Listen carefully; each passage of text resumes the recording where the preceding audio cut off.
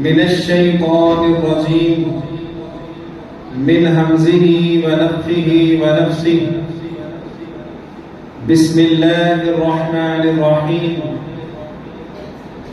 وما أرسلنا من رسول إلا ليطاع بإذن الله صدق الله العظيم.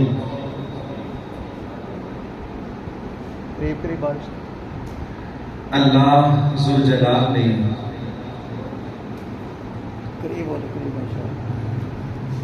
انسانوں کی رشد و ہدایت کے لیے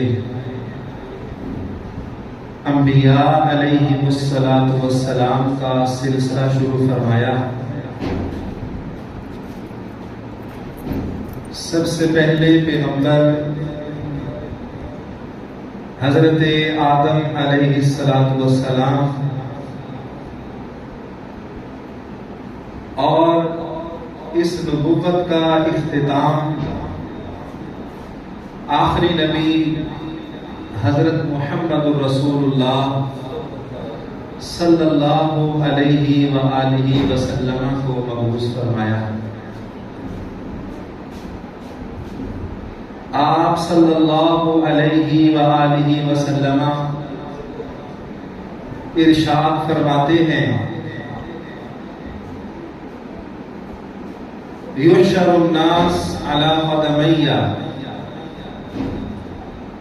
قیامت کے دن میرے قدموں پر لوگوں کو جمع کیا جائے گا. معنی کیا ہے؟ مطلب کیا ہے کہ سب سے پہلے میدان محشر میں میں پہنچوں گا، سب سے پہلے میں اٹھایا جاؤں گا اور میرے پیچھے پیچھے لوگ پھر میدان محشر میں جمع ہوں گے.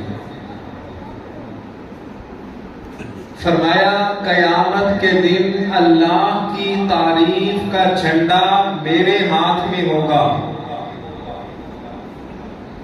اور اس اللہ کی تعریف والے جھنڈے کے نیچے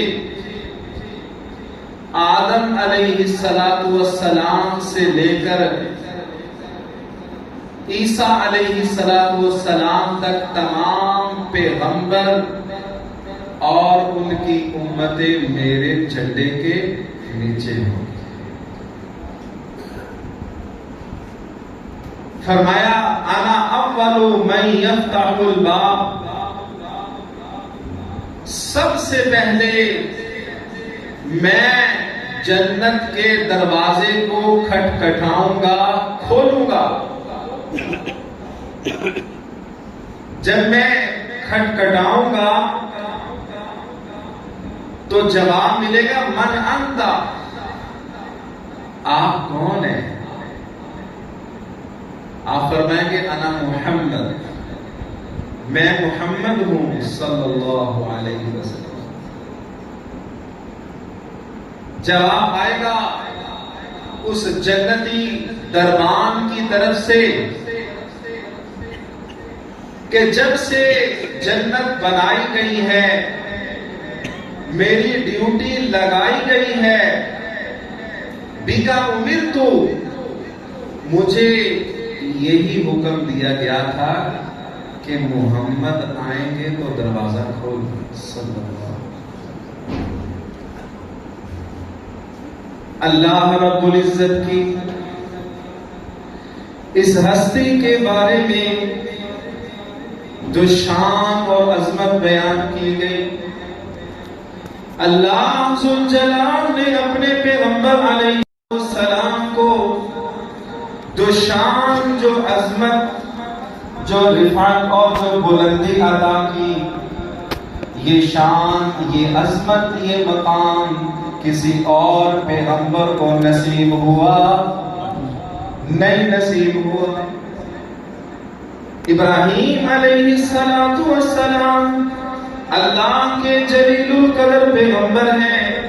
یہ وہ پیغمبر ہیں کہ جتنے انبیاء ابراہیم علیہ السلام کے بعد آئے، اللہ ذوالجلال نے ان کو حضرت ابراہیم علیہ السلام کی نسل سے بھیجا۔ حضرت ابراہیم علیہ السلام جن کو جد الانبیاء کہا جاتا ہے، اتنا مقام اور اتنی شان کے باوجود جو مقام، جو رفعت، جو بلندی محمد الرسول اللہ صلی اللہ علیہ وآلہ وسلم کو اللہ نے عطا کی، وہ ابراہیم علیہ السلام کے حصے میں بھی نہیں آئی۔ اللہ ذوالجلال نے اپنے پیغمبروں سے یہ عہد لیا، یہ وعدہ لیا، اے میرے نبیوں، اے میرے پیغمبروں، تمہارے زمانہ نبوت میں اگر تمہاری زندگی میں میرے محبوب پیغمبر علیہ السلام آ جاتے ہیں تو تمہاری ذمہ داری کیا ہے؟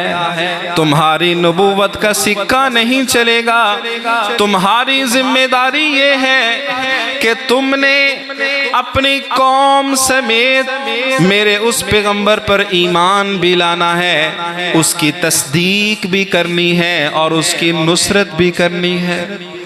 لَتُؤْمِنُنَّ بِهِ وَلَتَنْصُرُنَّهُ، ایمان بھی لانا ہے، تصدیق بھی کرنی ہے، نصرت بھی کرنی ہے۔ یہ شان، یہ عظمت ہمارے پیغمبر کو حاصل ہے، تو ہمیں اللہ کا شکر ادا کرنا چاہیے کہ اللہ رب العزت نے ہمیں وہ پیغمبر عطا کیا ہے، ہمیں اس کا امتی بنایا ہے۔ شکر ادا کرنا چاہیے کہ نہیں؟ پیغمبر بھی سب سے اعلیٰ اور اس کی امت بھی سب سے اعلیٰ۔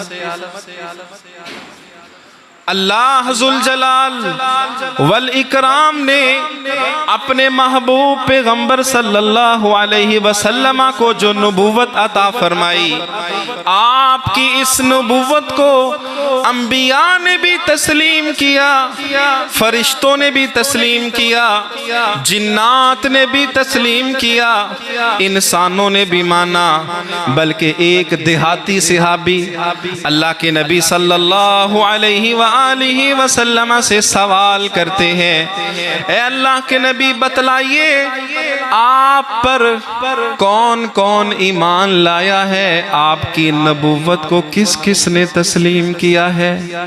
اللہ کے نبی فرماتے ہیں، میرے صحابی، مجھے درختوں نے بھی تسلیم کیا ہے، حیوانوں نے بھی تسلیم کیا ہے،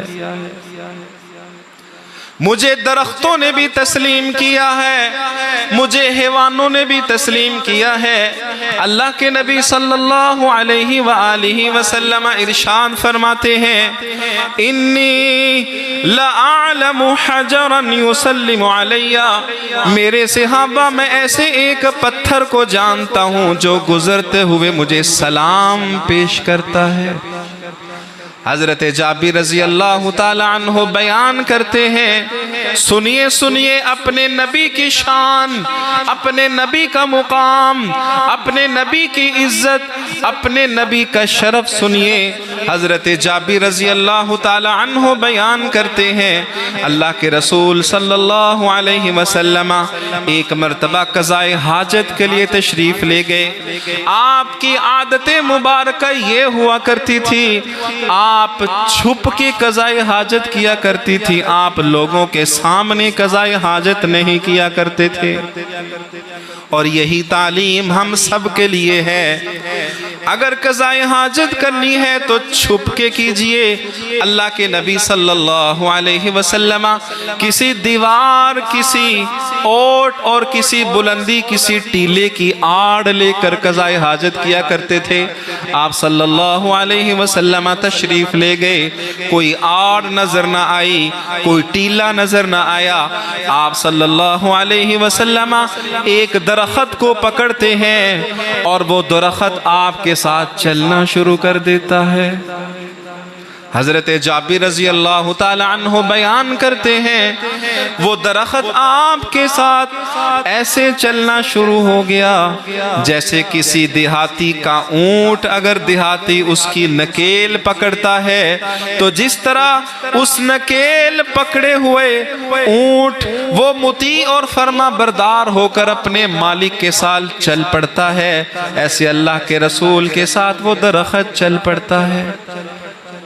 آپ اس کو چھوڑ دیتے ہیں، دوسرے درخت کے پاس جاتے ہیں، اس کو بھی پکڑا اور فرمایا انقادی علی باذن اللہ، او درخت اللہ کے اذن اور اس کی اجازت کے ساتھ میرے ساتھ چلو، میری اطاعت کرو۔ وہ درخت بھی چلنا شروع ہو گیا۔ آپ صلی اللہ علیہ وآلہ وسلم نے دونوں درختوں کی ٹہنیوں کو ملا دیا اور ان کی اوٹ میں قضائے حاجت کی۔ کیا پتا چلا؟ صرف انبیاء ہی نے نہیں، فرشتوں ہی نے نہیں، اور جنات انسانوں ہی نے نہیں، بلکہ حیوانات اور درختوں نے بھی آپ کی نبوت کو تسلیم کیا ہے۔ یہ شان ہے ہمارے پیغمبر کی، یہ مقام ہے ہمارے پیغمبر کا۔ بھائیو یاد رکھیے ہمارا ایمان بھی ہے، ہمارا عقیدہ بھی ہے کہ محمد الرسول اللہ صلی اللہ علیہ وآلہ وسلم کی ذات جیسی کوئی ذات اس کائنات میں موجود نہیں۔ جس طرح ہمارا ایمان ہے، ہمارا عقیدہ ہے کہ اللہ کے نبی صلی اللہ علیہ وسلم کے چہرے جیسا کسی کا چہرہ کائنات میں نہیں، آپ کی آنکھوں جیسی کسی کی آنکھیں کائنات میں نہیں، آپ کی ذات جیسی کسی کی ذات اس کائنات میں نہیں، اسی طرح ہمارا یہ بھی ایمان ہے، ہمارا یہ بھی عقیدہ ہے کہ آپ کی بات جیسی کائنات میں کسی کی بات نہیں۔ جس طرح آپ کی ذات بے مثال ہے، آپ کی ذات بلند و بالا ہے، کائنات کی کوئی ذات آپ کی ذات کا مقابلہ نہیں کر سکتی، اسی طرح آپ کی بات بھی کائنات میں اللہ کی بات کے بعد سب سے اعلیٰ ہے۔ کائنات کے کسی پیر، امام، فقیہ، مجتہد اور کسی کتب غوث کی بات آپ کی بات کا مقابلہ کر سکتی نہیں۔ میرے محترم بھائیوں، اللہ کے نبی صلی اللہ علیہ وسلم کی ذات کو بھی ماننا چاہیے اور آپ کی بات کو بھی ماننا چاہیے۔ یہ ہر مسلمان کا ایمان اور اعتقاد ہونا چاہیے۔ اگر آپ کی بات کو نہ مانا، آپ کی ذات کو مان لیا، آپ کی صفات کو مان لیا، آپ کی ذات کے تذکرے، آپ کی زلفوں کے تذکرے، آپ کے چہرہ انور کے تذکرے، آپ کے لیل و نہار کے تذکرے، لیکن جب عمل کی بات آئی، جب بات کو قبول کرنے کی بات آئی تو آپ کی بات کو نہیں لیا۔ ہر مسلمان کے لیے یہ فرض ہے، یہ واجب ہے، یہ ضروری ہے کہ آپ کی ذات کو بھی مانے اور آپ کی بات کو بھی مانے۔ اگر بات کو چھوڑ دیا، صرف ذات کو لے لیا، تو یاد رکھیں ذات کو تو ابو طالب نے بھی مانا تھا، آپ کے چچا ابو طالب نے بھی مانا تھا۔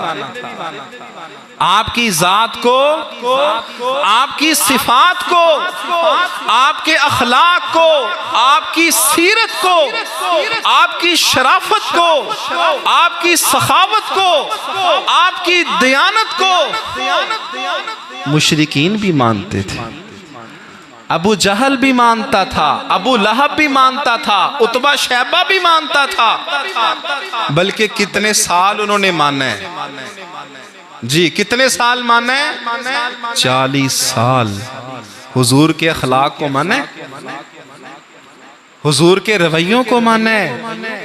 آپ کی ذات، آپ کی صفات، آپ کی سخاوت، آپ کی امانت، آپ کی شرافت، آپ کی دیانت ابو طالب نے بھی مانا، ابو جہل نے، عتبہ شیبہ نے 40 سال مانا، بلکہ ابو طالب جو آپ کے چچا تھے، آپ صلی اللہ علیہ وسلم کی شادی کی جب باری آئی، آپ صلی اللہ علیہ وسلم کی عمر مبارک 25 سال ہے، آپ دولہے بنا دیے گئے۔ کس کے ساتھ نکاح ہو رہا ہے؟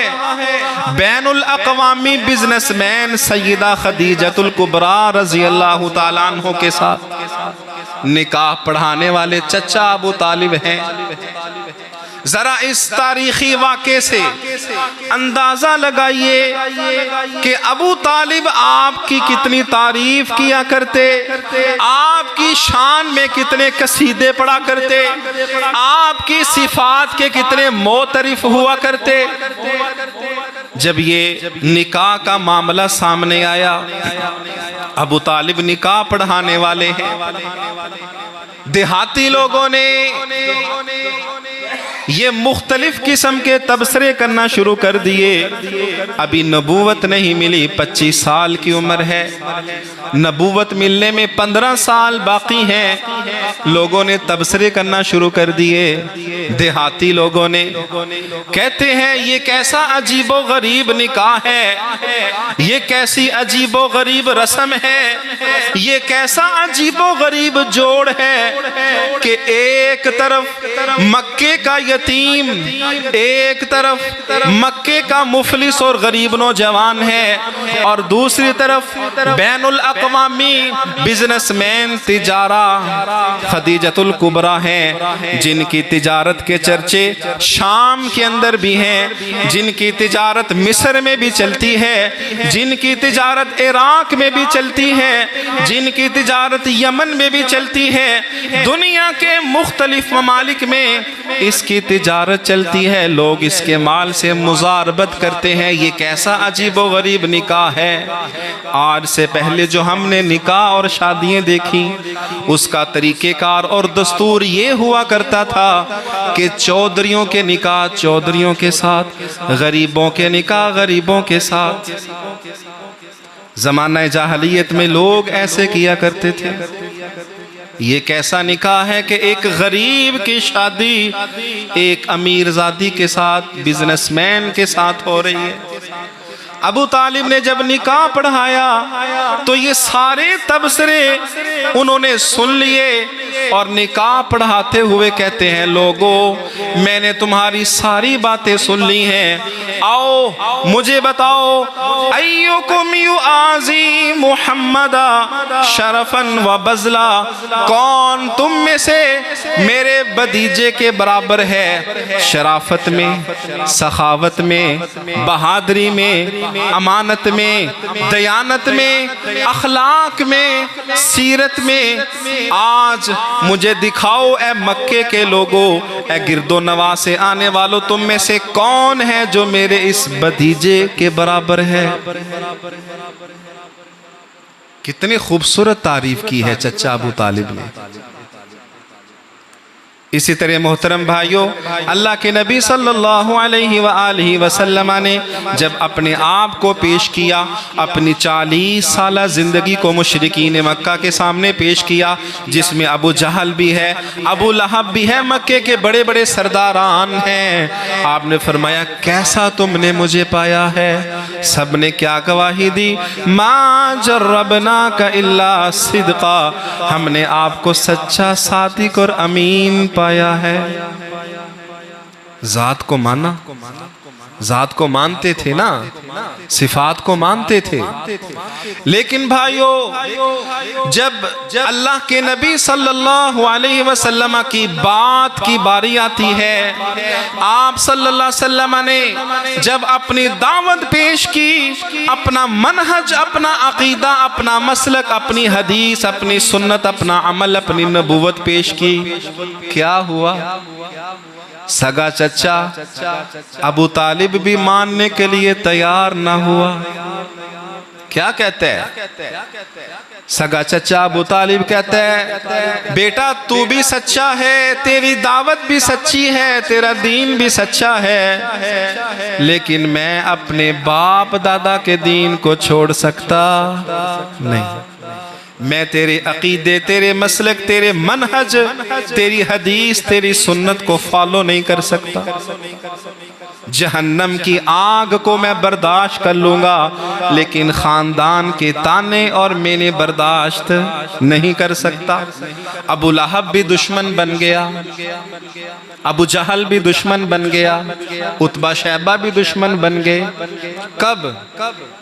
جب بات آئی حضور کی سنت کی، حضور کی تعلیمات کی، حضور کے عقیدے کی، جب آپ نے قرآن و سنت کی دعوت دی تو لوگوں نے، مشرکین نے جو آپ کی ذات کو مانتے تھے، کیا کر دیا؟ انکار کر دیا، ٹھکرا دیا آپ کی دعوت کو۔ محترم بھائیوں، میں یہ عرض کرنا چاہتا ہوں کہ ہر مسلمان کے لیے ضروری ہے کہ آپ کی جس طرح ذات کو مانتے ہیں اس طرح آپ کی بات کو بھی مانیں۔ آپ کی بات کتنی اعلیٰ ہے، آپ کی ذات کتنی اعلیٰ ہے۔ اگر کوئی یہ سمجھتا ہے اور یہ کہتا ہے کہ حضرت ابو بکر صدیق رضی اللہ تعالیٰ عنہ اللہ کے نبی جیسے ہیں، اگر کوئی یہ کہتا ہے کہ حضرت عمر، حضرت عثمان، حضرت علی پیغمبر علیہ السلام جیسے ہیں، تو کیا یہ کہنا درست ہے؟ کیا یہ بے ادبی اور گستاخی نہیں ہے؟ یقیناً یہ بے ادبی اور گستاخی ہے۔ اگر کوئی یہ سمجھتا ہے کہ ابو بکر حضور جیسے ہیں، عثمان حضور جیسے ہیں، علی حضور جیسے ہیں، فلاں تابعی، فلاں صحابی یا فلاں ولی یا فلاں پیر فقیر حضور جیسا ہے، تو یہ کیا ہے؟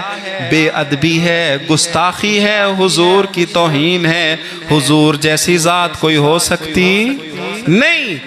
اسی طرح محترم بھائیوں، بالکل اسی طرح جس طرح حضور کی ذات کے ساتھ کسی کی ذات کو پیش نہیں کیا جا سکتا، اسی طرح اگر کوئی یہ سمجھتا ہے، اگر کوئی یہ کہتا ہوا نظر آتا ہے کہ حضور کی بات جیسی بات میرے پیر کی بھی ہے، حضور کی بات جیسی بات میرے امام کی بھی ہے، حضور کی بات جیسی بات فلاں محدث اور فلاں فقیہ کی ہے، اللہ کی قسم یہ بھی جائز اور یہ بھی درست نہیں، یہ بھی توہین اور بے ادبی گستاخی ہے۔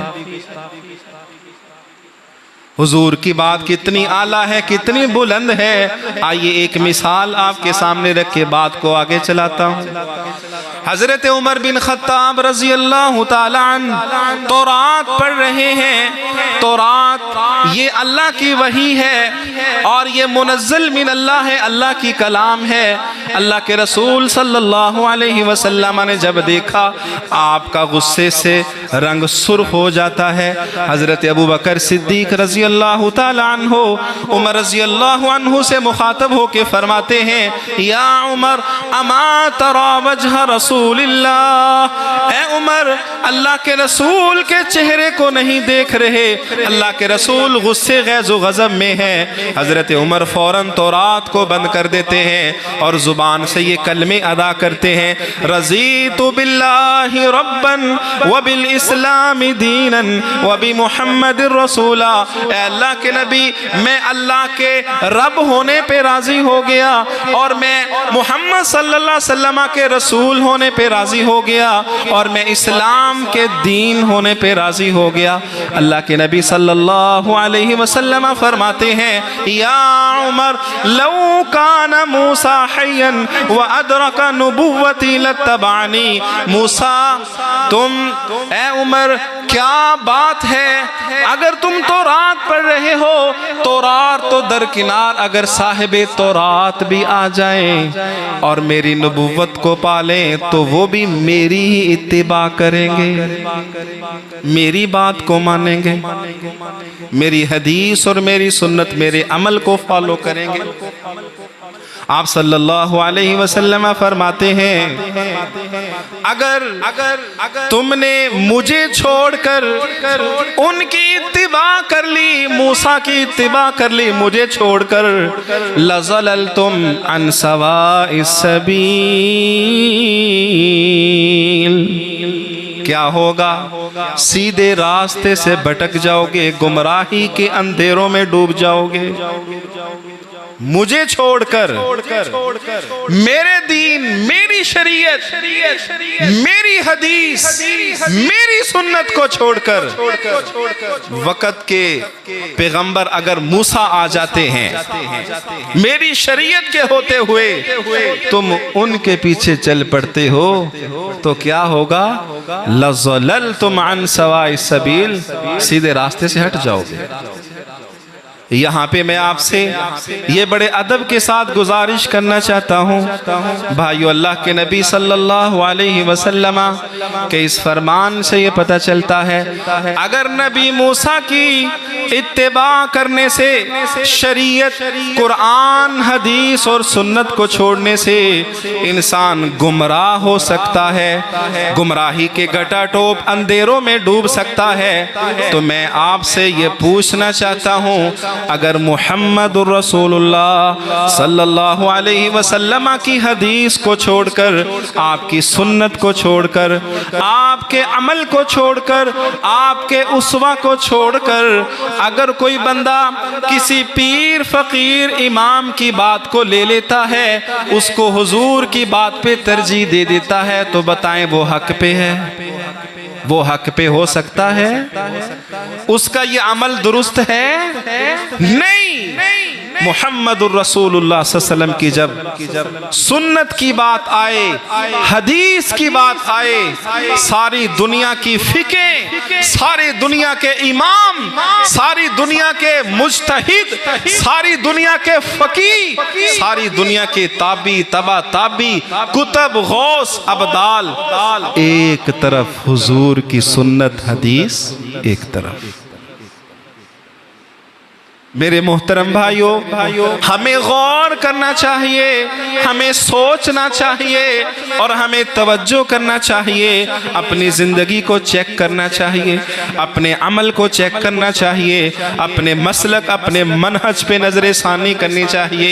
کہیں ایسا تو نہیں اگر ہمیں کوئی عالم دین نماز کے مسئلے میں، عقیدے کے مسئلے میں، روزے کے مسئلے میں، حج اور زکوٰۃ اور عمرے کے مسئلے میں کوئی حدیث دکھاتا ہے، کسی حدیث کا حوالہ دیتا ہے، ہمیں حدیث نماز کے مسئلے میں دکھائی جاتی ہے، کہیں ایسا تو نہیں ہم اس حدیث کو دیکھنے کے باوجود اپنی برادری، اپنے خاندان کی بات کو پیش کرنے والے ہوں، اور اس حدیث کو دیکھنے کے باوجود، اس حدیث کو سننے کے باوجود، اس حدیث کو پرکھنے اور تحقیق اور پڑھنے کے باوجود ہم کسی امام کی بات کو پیش کریں اور اس حدیث کے آگے ہم کسی پیر، فقیر، مجتہد کی بات کو پیش کریں۔ یہ غور کرنا ہے، یہ سوچنا ہے، کسی مسلمان کے لیے یہ جائز نہیں ہے۔ بھائیو، اللہ کے نبی صلی اللہ علیہ وآلہ وسلم کی ایک حدیث کی طرف میں آنا چاہتا ہوں۔ حضرت ابو ذر غفاری رضی اللہ تعالیٰ عنہ اللہ کے نبی صلی اللہ علیہ وآلہ وسلم سے سوال کرتے ہیں، اے اللہ کے نبی صلی اللہ علیہ وآلہ وسلم، بتلائیے کیف علمت انک نبی حتی استنقیت، اے اللہ کے نبی صلی اللہ علیہ وآلہ وسلم، آپ کو کیسے علم ہوا کہ آپ اللہ کے نبی ہیں؟ آپ کو کیسے علم ہوا کہ آپ اللہ کے نبی ہیں؟ حتی استنقیت، یہاں تک کہ آپ کو یقین بھی آ گیا کہ میں اللہ کے نبی ہوں۔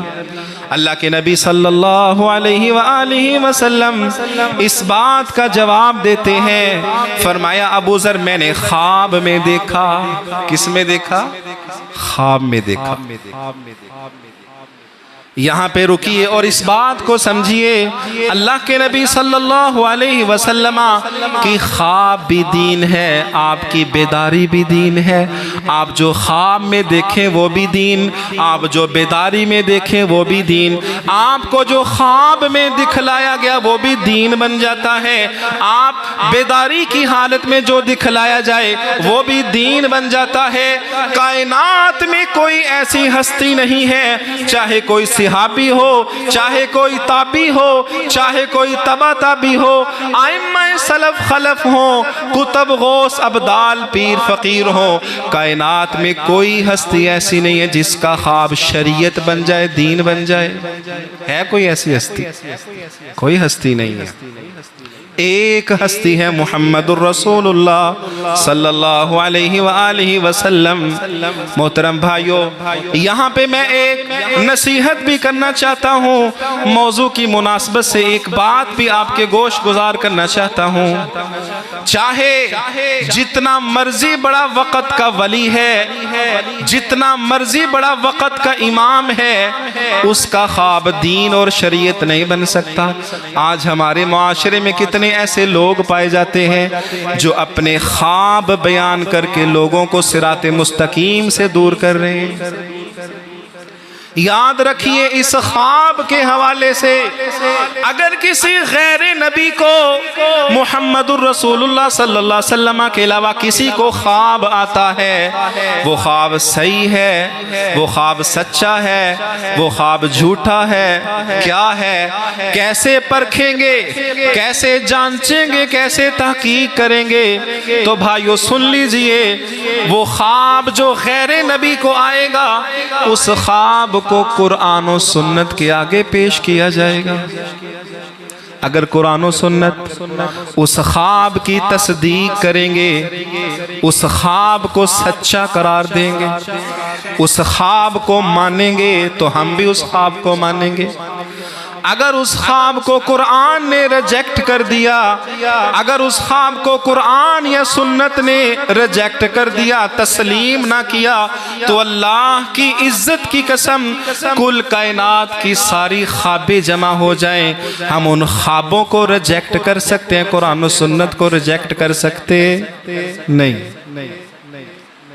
موضوع کی مناسبت سے میں یہ بات بھی عرض کرتا چلوں کہ یہ ربیع الاول کے مہینے میں ایک خواب بیان کیا جاتا ہے۔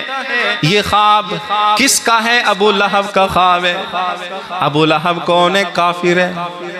دلیل کے طور پر بڑی خوشی کے ساتھ، بڑا جھوم کے اس خواب کو بیان کیا جاتا ہے کہ ابو طالب نے حضور کی ولادت کی خوشی منائی ہے۔ پوچھنے والوں نے پوچھا اللہ نے تیرے ساتھ معاملہ کیا کیا ہے؟ تو ابو لہب کہتا ہے وہ میں نے انگلی کے اشارے سے جس لونڈی کو جس نے مجھے خوشخبری دی کہ تیرے ہاں بھتیجا ہوا ہے، میں نے اس لونڈی کو آزاد کر دیا تھا، تو اللہ کی طرف سے مجھے کچھ عذاب میں تخفیف ہوتی ہے ہر سوموار کے دن، اللہ کی طرف سے کچھ تخفیف راحت ہوتی ہے صرف اس عمل کی بنا پہ کہ میں نے جو لونڈی کو آزاد کیا تھا۔ یہ خواب بیان کیا جاتا ہے۔ کیا یہ خواب صحیح ہے؟ سچ ہے؟ سب سے پہلی بات یہ ہے بھائیو، اصلاح کے لیے، تربیت کے لیے یہ جو روایت پیش کی جاتی ہے، یہ روایت سندن ثابت نہیں ہے، مرسل ہے، ضعیف روایت ہے۔ یہ سب سے پہلی بات ہے۔ ابو لہب والی روایت، ان کے خواب والی روایت کہ انہوں نے حضور کی ولادت کا جشن منایا اور اللہ نے ان کے عذاب میں تخفیف کی، یہ روایت ثابت نہیں ہے، درست نہیں ہے۔ اور دوسری بات یہ ہے، یہ خواب کس کا ہے؟ مسلمان کا ہے یا کافر کا ہے؟ کافر کا خواب ہے نا، کافر کا خواب۔ ہمارا یہ اعتقاد اور ایمان ہے کہ خواب اگر شریعت اور دین اور دلیل اور حجت بن سکتا ہے تو وہ محمد رسول اللہ صلی اللہ علیہ وسلم کا خواب ہے جو دین، شریعت، دلیل اور حجت بن سکتا ہے۔ کسی امتی کا خواب، کسی غیر نبی کا خواب، کسی کلمہ پڑھنے والے کا خواب، کسی صحابی، کسی تابعی، کسی تبع تابعی، کسی امام، پیر، فقیر کا خواب حجت، دلیل اور شریعت، دین نہیں بن سکتا۔ یہ تو خواب بھی کافر کا ہے۔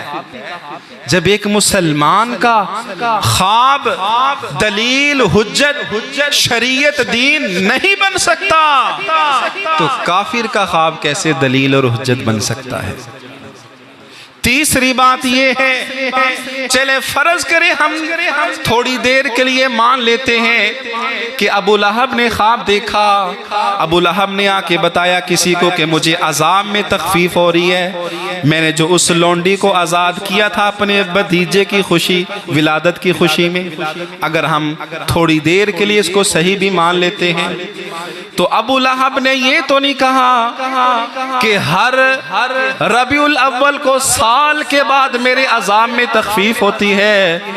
ابو لہب نے تو کہا ہر سوار کے دن۔ حضور کی پیدائش کب ہوئی؟ سوار کے دن۔ ابو لہب نے کہا سوار کے دن کچھ راحت ہوتی ہے، کچھ سکون ملتا ہے، عذاب میں تخفیف ہوتی ہے۔ اگر دلیل لینا چاہتے ہو اس عمل کی اور اس جشن کی تو پھر ہر ہفتے سوار کے دن جشن منایا کرو۔ سرے سے یہ دلیل بنتی ہی نہیں ہے، ہر اعتبار سے یہ کمزور ہے، عقل کے اعتبار سے، نقل کے اعتبار سے۔ محترم بھائیو، اللہ کے نبی صلی اللہ علیہ وآلہ وسلم کی جو ولادت ہوئی، صحیح قول اور صحیح تاریخی روایات کے مطابق 9 ربیع الاول کو ولادت باسعادت ہوئی، 12 ربیع الاول کو وفات ہوئی۔ اس پہ سب کا اتفاق ہے، سب مانتے ہیں، کوئی نہیں کہتا کہ 12 کے علاوہ آپ کی وفات ہوئی، سب اس کو درست مانتے ہیں۔